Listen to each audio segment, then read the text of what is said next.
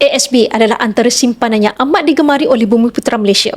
Tetapi hari ini, lebih ramai mula mempersoalkan adakah simpanan tersebut benar-benar selamat dari susut nilai.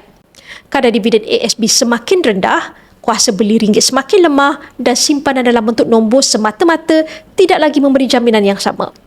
Sebab itu ramai yang mula tukarkan sebahagian simpanan ASB kepada aset sebenar. Dan salah satu pilihan paling stabil, gold bar 50 gram. Dengan harganya hari ini sekitar RM24,000, gold bar 50 gram memberikan anda simpanan fizikal yang boleh dipegang, disimpan sendiri dan dicairkan pada bila-bila masa dengan belian balik tanpa syarat.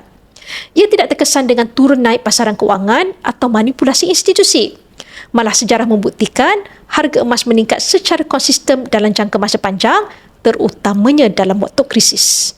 Gold bar 50 gram juga lebih jimat dari segi spread berbanding emas dalam saiz yang lebih kecil.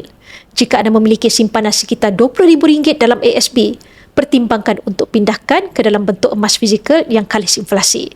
Untuk bermula, anda boleh rujuk pin video saya untuk 5 langkah daftar akaun Public Gold dan saya akan bimbing anda dalam langkah-langkah simpanan emas yang terbaik untuk anda.